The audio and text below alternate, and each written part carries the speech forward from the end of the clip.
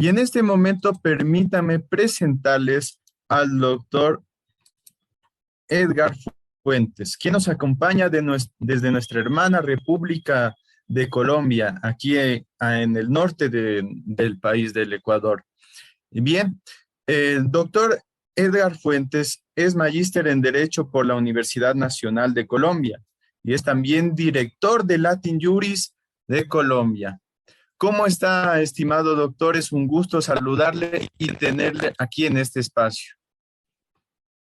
Eric, muchísimas gracias por el saludo, por el recibimiento que se hace en este sexto Congreso Internacional de Derecho Constitucional. Encantado de poder participar y aprovechar la oportunidad, porque sé que seguro me quedaré corto en tiempo al final. Saludar al director de Latin Juris, al profesor Damián, por supuesto a los directores regionales de Latin Juris. Sé que siempre están muy pendientes de las actividades y a todo el público que nos acompaña el día de hoy. Sobre todo, en esta oportunidad, porque es una celebración, en el fondo, y es al ser la conmemoración de los 14 años de la Constitución de Ecuador, que tanto ha marcado también y que nos pone un reto importante en el contexto latinoamericano. Por supuesto, quiero agradecer al profesor Eduardo, me antecedía justamente en la conversación, y estaba acá, pero sobre todo escuchándolo, porque estaba muy emocionado de escuchar también las opiniones y lo que ha hecho los diversos autores y amigos que han participado en este evento. Así que muy feliz, muy contento de participar. Lo único es que no me perdonaría si hacer también la aclaración que soy doctor en Derecho de la Universidad de Sevilla y actualmente estoy haciendo mi postdoctorado en la Universidad de los Andes de Chile. Así que feliz. Entiendo que tenemos 25 minutos para compartir con las personas. ¿Me puedes confirmar, Eric, también? Sí, 25 o 30 minutos. Bueno, igual seguramente si me estoy pasando en el tiempo me cortarás. Ya estoy decidido de que si dejo a mitad un poco la conferencia o el diálogo que estamos teniendo, daré prioridad más bien a la calidad del contenido que simplemente terminar. Y con eso también dejo a las personas con una idea para que podamos continuar después de estas conversaciones académicas que siempre son tan interesantes. Si me permiten, voy a compartir pantalla y me confirman que esté funcionando bien la pantalla, por favor.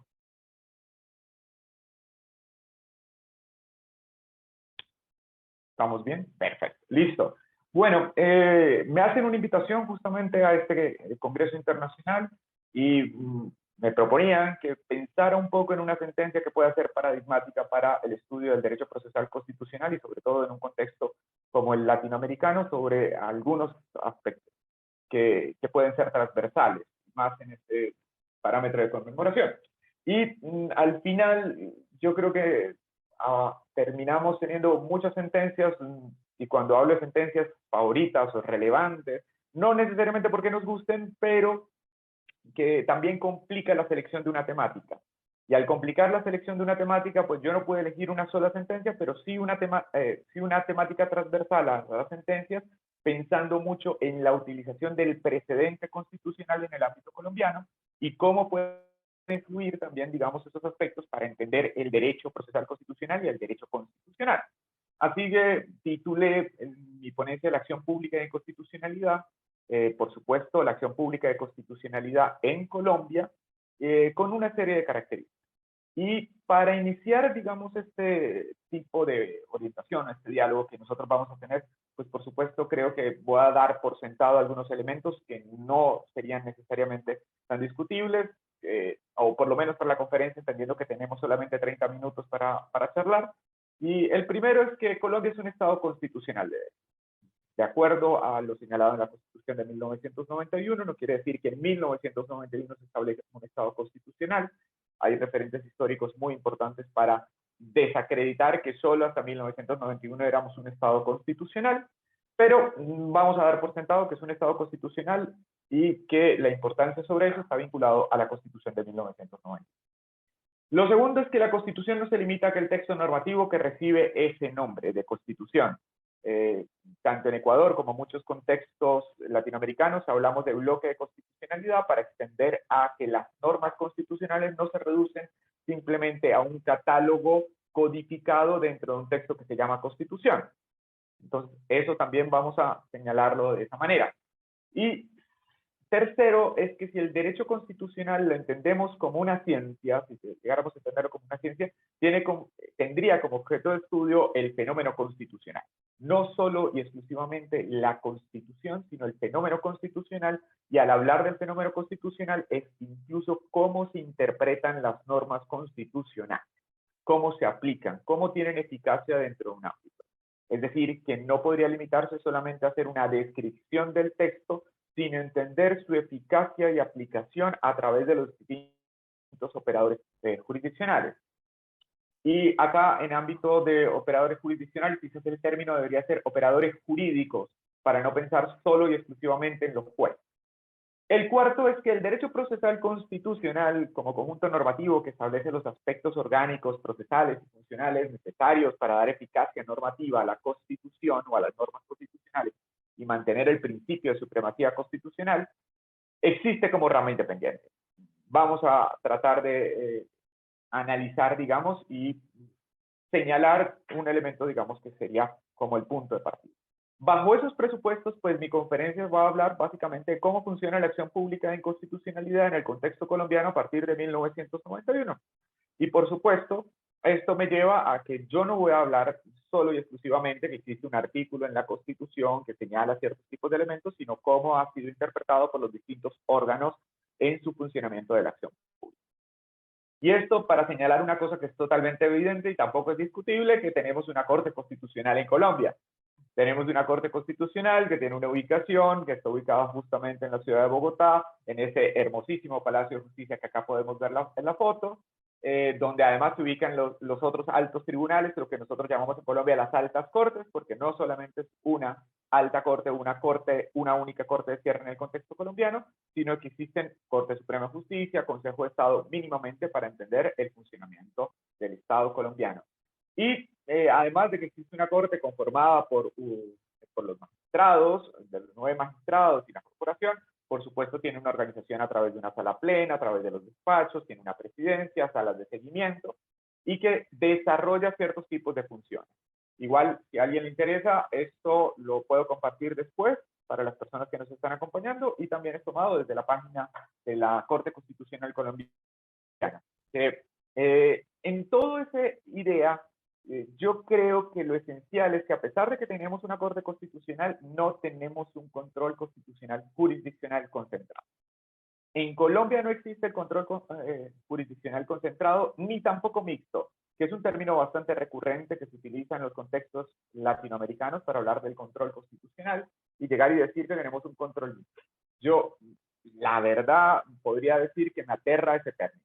Cuando decimos que algo es mixto es porque no queremos tomar un posicionamiento de lo que realmente es el control, porque uno podría tener una idea más o menos de, incluso yo hago el comparativo con lo que hace Giovanni Sartori en la ingeniería constitucional, que tenemos sistemas presidenciales, parlamentarios, semipresidenciales, semiparlamentarios, pero no habla necesariamente de sistema mixto, porque tienen unas características principales que pueden tener herramientas de otros sistemas, pero eso no desnaturaliza al propio sistema que nosotros estamos hablando.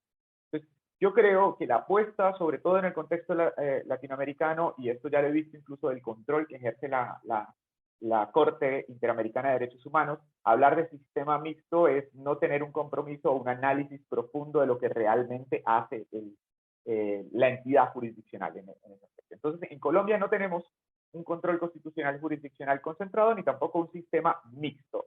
Y también como una apuesta para que la doctrina también lo desarrolle. Y esto tiene, digamos, varios tipos de razones. Lo primero es que la Corte Constitucional tiene varios tipos de funciones a partir del artículo 241. No estoy copiando literalmente el artículo, porque incluso estoy tratando de resumir o unificar las funciones que aparecen en el artículo 241 en por lo menos 5 funciones que tiene la Corte Constitucional. Una es que funciona realmente como juez, porque revisa y unifica las decisiones judiciales de los procesos de acción de tutela. Entonces funciona como juez de tutela, sobre todo, digamos, en una revisión que ahí sí es importante señalarlo, discrecional, porque no es un recurso de alzada que se permite que la Corte Constitucional colombiana revise las acciones de tutela, acciones de amparo en otros países, recurso de protección en otros. No es un recurso de alzada, sino la Corte discrecionalmente de todos los procesos existentes de tutela Cuando estos han finalizado, toma para revisión. Y de ahí puede dictar las sentencias P, sentencias de tutela, o sentencias SU, sentencias de unificación de tutela. La gran diferencia entre estos dos generalmente son las salas que participan. En las sentencias SU son la sala plena de los 9 magistrados y en las sentencias P son 3 magistrados los que participan. Se llaman salas de revisión de tutela. El otro, voy a dejar por último el B, es el trámite de excusas por inasistencia a las personas que fueron citadas al Congreso.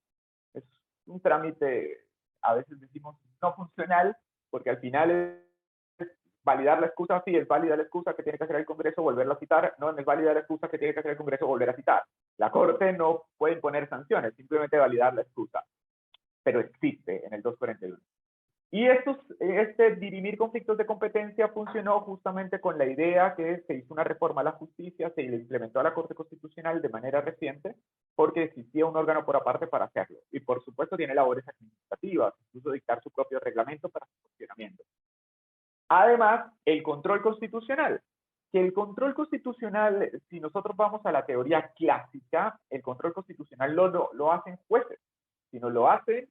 Y acá citaría, por ejemplo, en la discusión tan conocida de Kelsen y Schmidt, son legisladores negativos con procedimiento judicial, ¿sí? Porque en el fondo el legislador positivo hace las normas, el legislador negativo las deshace, el Tribunal Constitucional, de ahí que a veces los tribunales constitucionales no estén necesariamente dentro de la rama judicial, sino estén incluso por aparte, porque en Colombia, la Corte Constitucional hace parte de la rama judicial, administra justicia, sobre todo en la decisión y unificación de tutelas.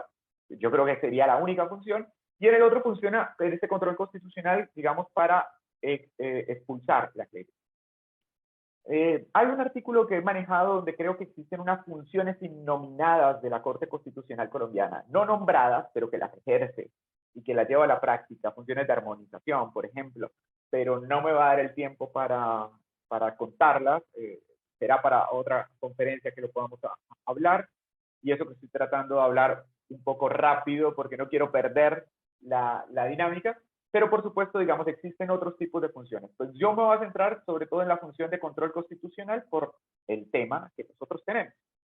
Y es que lo llamativo es que la Corte Constitucional colombiana, lamentablemente, desde en muy pocas sentencias, pero desde 1996, da cuenta que el funcionamiento del control constitucional no es exclusivo de ella, ¿sí? Y no solo porque exista un control de carácter político, sino porque otros jueces pueden llevar a cabo el control judicial de las normas jurídicas existentes dentro del ordenamiento jurídico colombiano. Y entonces, bajo ese tipo de circunstancias, la Corte en la sentencia C-037-1996 dice, nosotros no tenemos un control concentrado. Y no tenemos un control concentrado porque resulta que la función de atribuir, por ejemplo, de pronunciarnos de manera abstracta frente a normas que pueden ser catalogadas como generales, no es solo y exclusivamente la Corte Constitucional, sino existen otros organismos que la pueden ejercer. Pero además existen otros mecanismos distintos al control constitucional que yo ejerzo, que hace control constitucional y que lo hace para el caso concreto, pero lo hace sin pedir permiso a la Corte, sin consultar a la Corte y sin que la Corte tome la decisión, sino que la toma el juez. Y ahí, digamos, ese papel, por ejemplo, de la excepción de inconstitucionalidad, ¿sí? O la inaplicación por inconstitucional que existe en Colombia, que modifica esa estructura del tribunal concentrado. De ahí que, por ejemplo, si nosotros hiciéramos el comparativo entre el modelo concentrado o especializado y el modelo difuso, la Corte dice, ¿sí?, que nosotros nos acercamos más al modelo difuso. La propia Corte Constitucional. Uno pensaría que si es la Corte Constitucional, pues seguramente lo que se le ocurriría es decir, pues tenemos un control especializado, concentrado, soy yo el que dirijo, y la Corte dijo, no, esperen un segundo, tenemos más parecido a un sistema difuso. Lo que pasa es que de este sistema concentrado hemos tomado ciertos tipos de herramientas, pero no para mezclarlos los dos. La prioridad de la aplicación de la Constitución está en cabeza de todos los jueces. Yo intervengo de forma, llamémoslo de cierta manera, subsidiaria, ¿sí? Cuando justamente me activan, es decir, que estas herramientas no estarían acá en el medio como un sistema mixto, sino estarían ubicadas en un sistema, en el sistema que plantea la Corte acá, ¿sí? Concentrada. Es decir, estuviera después de la excepción de inconstitucionalidad, recordando que la actividad del juez, cuando inaplica una norma por Constitución, es totalmente una competencia reconocida por la Constitución Política Colombiana y es un deber que debe ejercer independiente del pronunciamiento de la Corte. Y puede suceder que, por ejemplo, una norma sea inaplicada por los jueces y que la Corte nunca la conozca, que nunca conozca para saber si tenga que ser expulsada o es contraria al ordenamiento jurídico colombiano, pero los jueces pueden seguir aplicando, digamos, este ejercicio.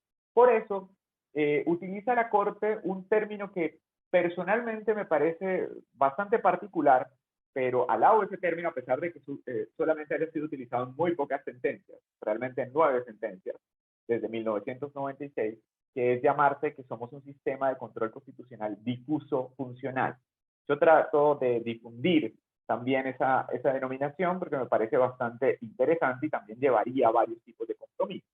No es un difuso puro, como otros tipos de sistemas, sino es un difuso funcional porque tiene un órgano de cierre, hace justamente la funcionalidad de esas herramientas del control concentrado, hace que sea un órgano de cierre y lo hace funcional de una manera distinta, pero sin perder la esencia que sea el sistema difuso.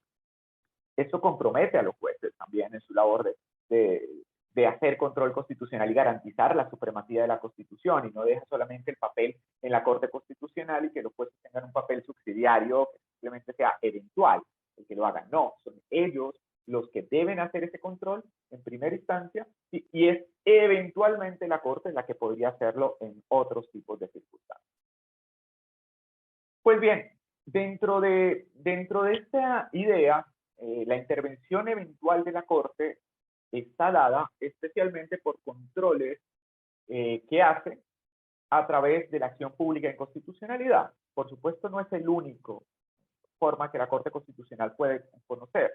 Hay, por ejemplo, controles automáticos, hay controles también exhortativos, como la acción pública en constitucionalidad, pero no son acciones en sentido estricto. Por ejemplo, cuando el presidente se niega a firmar una ley por considerarla inconstitucional.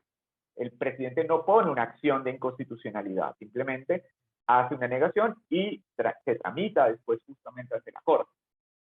Pero la acción pública, además de muchas características que uno puede tener, quizás una de las más llamativas es que sea pública, porque en algunos contextos donde existen esas acciones de demandar las normas por ser contrarias a la Constitución, caen en cabeza de ciertos órganos del Estado. Acá la puede ejercer cualquier ciudadano. En Colombia la puede ejercer cualquier ciudadano. No tiene mayor requisito. Incluso una de las cosas bastante llamativas es que originalmente la Corte decía que tenía que ser ciudadano en ejercicio. Eso también lo modificó la Corte Constitucional. Porque un ciudadano en ejercicio, por ejemplo, una persona que tenga suspendidos los derechos políticos porque está pagando una condena penal, ¿sí? Por ejemplo, no podría poner la acción pública de inconstitucionalidad. Sigue siendo ciudadano, pero no está en ejercicio por la suspensión de los derechos políticos como pena accesoria. Pues la Corte, después de unos años, llegó y dijo, no, porque voy a hacer una interpretación evolutiva de mejorar justamente el acceso y se le permitió. Será para otro día, digamos, esta discusión de si fue o no fue interesante, pero existe la acción pública en constitucionalidad, que es una acción pública. Y existe también un decreto que establece cómo se debe hacer la acción pública, que son unos parámetros que pareciera basarse en la informalidad, para que cualquier ciudadano realmente pueda ejercer una acción pública en constitucionalidad. Y pedía simplemente estos requisitos: señalar cuáles son las normas acusadas, copiarlas literalmente, ¿sí? Señalar cuáles son las normas constitucionales que se vulneran, señalar las razones o el concepto de violación, por qué se vulneran esas normas, ¿sí? Además, señalar el trámite si es una violación por vicios de forma de procedimiento, y por último, la razón de por cuál la Corte es competente, ¿sí? Que en muchas ocasiones la Corte ni siquiera revisaba esa solicitud, porque, por ejemplo, si se interponía una acción pública de inconstitucionalidad y se citaba el artículo 241, numeral cuarto, la Corte a veces ampliaba, es lo que se llama también controles atípicos de inconstitucionalidad. Estoy dejando bastantes temas para que podamos conversar, pero la Corte no se limita a lo que dice el 241, pese a que dice que son en los estrictos términos del 241, para la Corte sigue siendo un listado totalmente enunciativo. Pues la Corte Constitucional, con el paso de los años, y ya vamos a identificar justamente cuándo empieza a hacer esto, llegó y dijo, esos son los requisitos generales, pero hay requisitos especiales para presentar una acción pública de inconstitucionalidad, que no aparecen en el decreto que regula la acción pública de inconstitucionalidad, pero la Corte sí empezó a incluirlo dentro de su sentencia. El efecto era que podía llegar a inadmitir la acción pública de inconstitucionalidad o revisarlos al final del proceso y sacar una sentencia inhibitoria.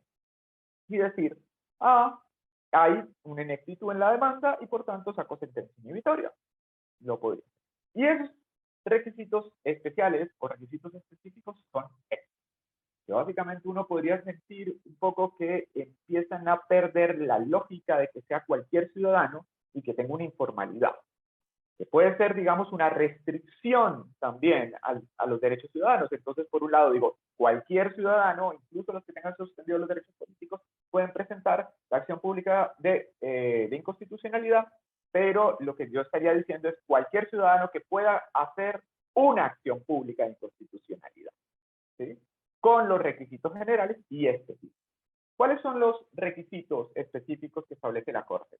Primero, claridad, que por supuesto hace referencia al uso del lenguaje, a su uso correcto, pero además también que lo expresado, especialmente en el concepto de violación o de por qué se está violando las normas constitucionales, deba ser comprendido porque los argumentos tienen un hilo conductor, se reconoce con facilidad las ideas expuestas, existe una lógica en exposición argumentativa, ¿sí? Por ende, no puede ser entendido simplemente con señalar el artículo que vulnera y la norma constitucional, sino que la razón sea suficientemente entendible por la Corte Constitucional en sus interpretaciones. Además de la claridad, que uno podría parecer bastante razonable, empieza a tener otros aspectos, y todos justamente muy vinculados al concepto de violación, a por qué es infringida la norma constitucional. El siguiente es la certeza, y dice la Corte Constitucional que cuando se refiere a la certeza, es que el concepto o el cargo de violación tendrá que estar referido a una proposición jurídica presente en el ordenamiento jurídico.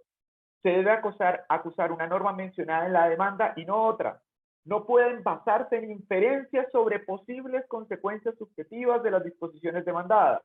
No puede basarse respecto a posibles efectos que pueda tener las disposiciones acusadas, que ellas no contemplan objetivamente. Es decir, las proposiciones jurídicas acusadas deben ser objetivamente el texto normativo. Por consiguiente, los supuestos, conjeturas, presunciones, sospechas, creencias, no pueden ser base de la demanda. La demanda de una interpretación de una norma no es plausible ni si no se desprende del contenido normativo, literalmente hablando. Esto demuestra que ya empieza a complicar un poco el asunto. Yo utilizo este término y es la certeza implica que yo no puedo hacer futurología con la norma. Yo no puedo decir, es que las personas la van a aplicar de esta manera, la van a entender de esta manera. La Corte dice, no, tiene que ser sobre lo que nosotros tenemos. Siguiente requisito, especificidad. Básicamente implica que el cargo tenga 4 elementos. Mostrar una acusación de constitucional contra la disposición atacada, ¿sí? Relacionarse directamente con la norma demandada y no puede sustentar en exposiciones vagas, indeterminadas, indirectas, abstractas, globales, que no permitan directamente realizar un juicio de constitucionalidad. Tercero, ser determinados, concretos, precisos, particulares en relación a la norma acusada. Y cuarto, que presente de tal modo que permita comprobar la existencia de una oposición objetiva y verificable entre el contenido de la ley que se acusa y el texto constitucional que resulta vulnerado. Pertinencia. Se vincula con el cargo de inconstitucionalidad nuevamente.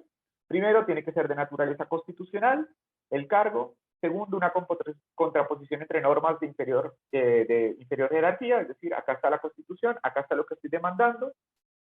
que se desprenda lógicamente del contenido normativo de la exposición acusada, muy parecido, digamos, a la certeza, ¿sí?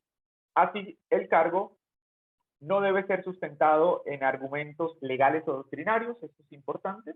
La doctrina dice que la norma tal cosa, no, tiene que ser en comparativo con las normas de superior jerarquía. No debe ser basado en ejemplos, situaciones particulares, hechos personales, vivencias propias, sucesos, ocurrencias reales imaginarias, o en el supuesto que se aplicó o será aplicada la norma demandada.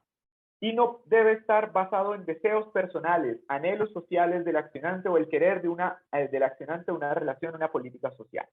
No podría incluso decir que a mí me aplicaron esta norma de tal manera porque eso no es una razón para ser inconstitucional. Eso puede ser una razón, si es esa interpretación o esa aplicación distinta a la Constitución, puede ser razón para interponer un recurso, pero no para demandar la norma en sí misma. Suficiencia.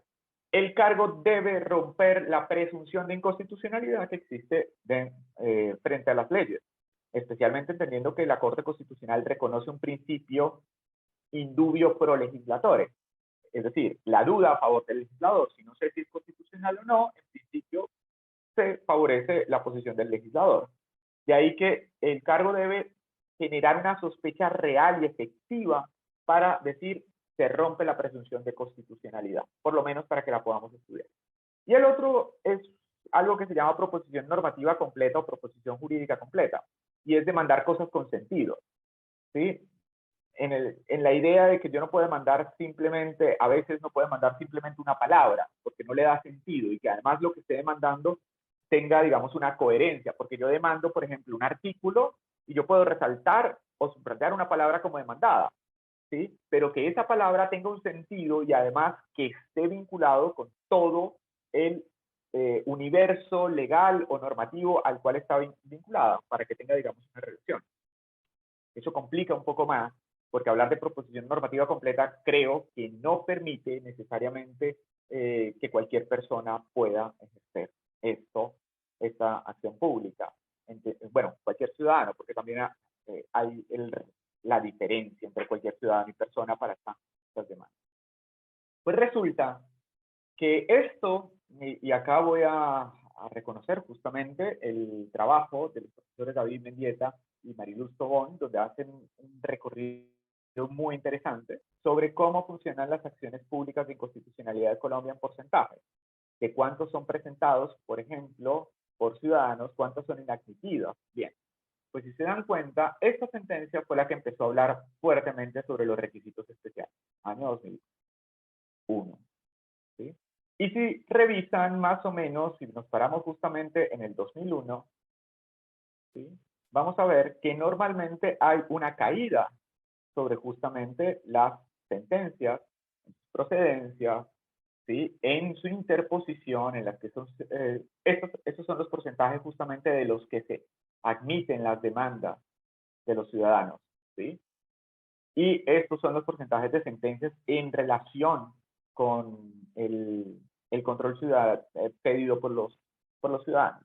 Entonces, si se dan cuenta, eso ha generado de cierta manera que la participación ciudadana que iba en su vida, ¿sí?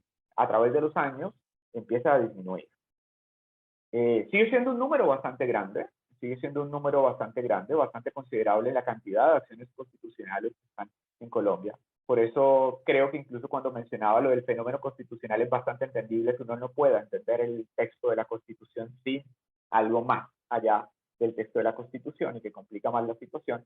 Pero sí hay una situación bastante particular porque en el fondo quizás el ejercicio de otros tipos de funciones desde el año 2001, incluso, por ejemplo, el estado de cosas inconstitucional que fue declarado en Colombia y que tuvo varios ejemplos y generó, por ejemplo, salas de seguimiento, también podría justificar que la Corte no revise sobre estos temas. Y que adicionalmente, en muchas ocasiones, lo que ha sucedido con estas sentencias es que la Corte le ha dado plazo para que pueda generarse varios tipos de discusiones. ¿Qué me interesa? Porque entiendo que ya me queda muy poco tiempo para hablar.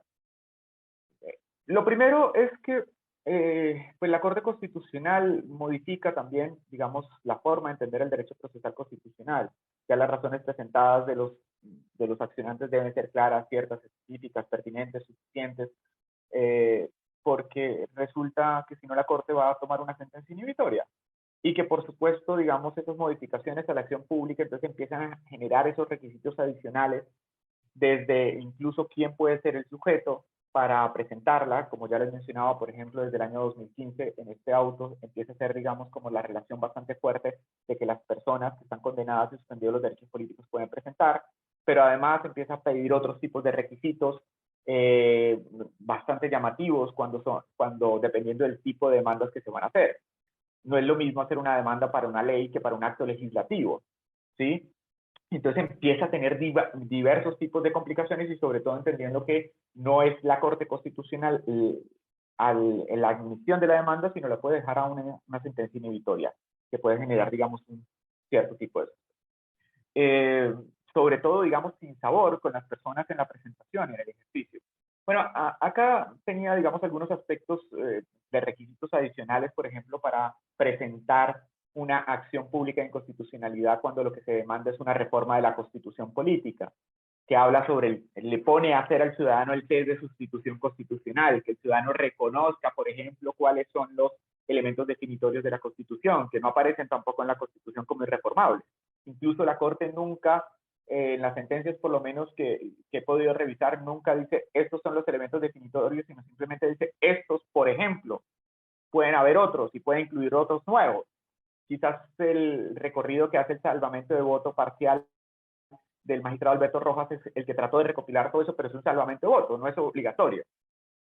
Y empieza a generar, digamos, propuestas de cómo hacer el test de sustitución. O sea, básicamente la Corte dice cómo quiere que se demanden las normas en el caso colombiano.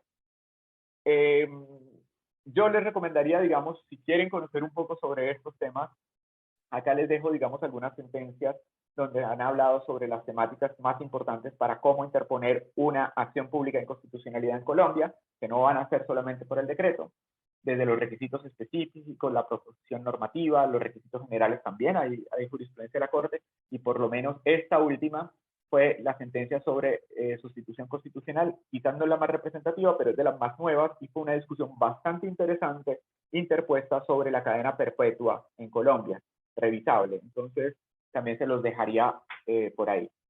Creo que estoy sobre la hora. Voy a dar una conclusión muy breve, y es lo siguiente.